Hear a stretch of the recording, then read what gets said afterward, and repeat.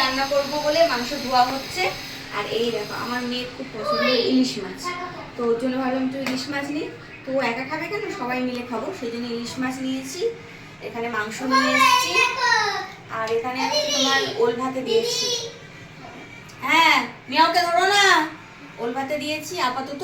এই রান্না মানে বেশি কিছু রান্না করছি না। হ্যাঁ, তো আমি পরে তোমাদের দেখাবো যে কি রান্না কি করে করলাম, ঠিক আছে, কোনটা কিভাবে হলো।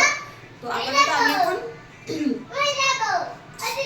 এই যে মাংসটা ধুচ্ছি, আর এই যে ইলিশ মাছটা স্টপ কর।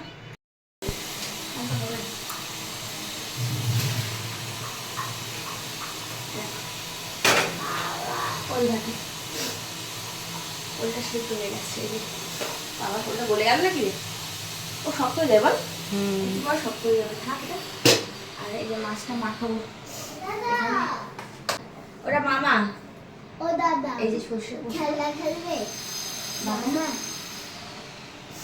এদিকে আসো, এদিকে আসো। দাদা তুই একটু চুপ করে থাকতে পারিস না? এই যে আদা রসুন বাটা, এখানে পেঁয়াজ বাটা, আর ওখানে যে আলু পেঁয়াজগুলো সব কাটা হবে পরে কাটিয়ে শুকানো। অনেক দূর হয়ে গেছে না আমাকে, আমি দেখতে পাচ্ছি পুরো দেখা এখন আমি এটা মাখবো। এ কৌশিক, আমাকে এই সর্ষের তেল আর নুন দেবে না বাবা?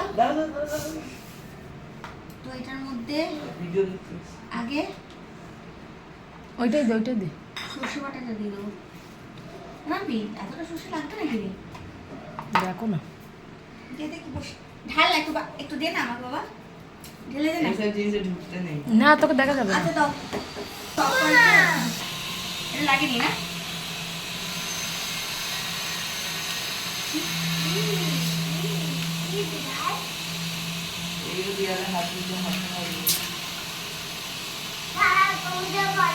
আমি এভাবে করি যদিও ভাপাটা, আর সত্যি বলতে কে কেমন ভাবে করে আমি ঠিক জানি না, আমি এভাবে করি। আপাতত মাখাচ্ছি, কিছু বসাবো জানি না, মাখিয়ে রাখছি।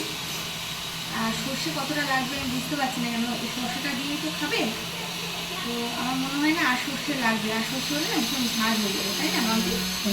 লোক খাবে তো, সেই জন্য আমাদের অনেকটা মাছ লাগবে। তারপর আমার মায়ের ওখানে যাবে, বন্ধুগুলো একটু পাঠাবো, তো সেই জন্য আমি দুটো ইলিশ মাছ নিয়েছি। ভেবেছিলাম করবো না ইলিশ মাছটা, তারপরে ভাবলাম যে না, বছরে একটা দিন নিয়ে খাবে বললো, আর তার থেকে বড়ো কথা হচ্ছে করি তো না, ওর জন্য আমাদেরও খাওয়া হয়ে যাবে। শ্বশুরবাড়িতে নুন দিয়েছিলে অনেকটা, ভালোই দিয়েছিলাম, এটা একটু দেবো? দাও অল্প। পরে দেখবো। আর একটু হলুদ লাগবে না?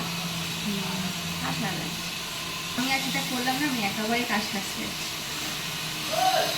আর একদিন হলুদ দাও, গোস্ত আছে। হ্যাঁ, আর একটু হলুদ দেবো।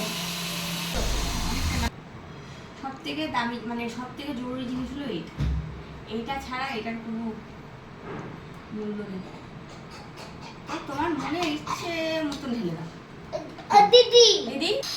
তো যাই হোক, কেমন হয়েছে বলো মাছটা মাখা?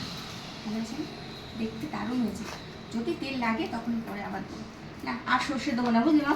না বেশি তো মাখানো হলো, এরপরে মাংসটা মাখাচ্ছি, তখন তোমার দেখাচ্ছি।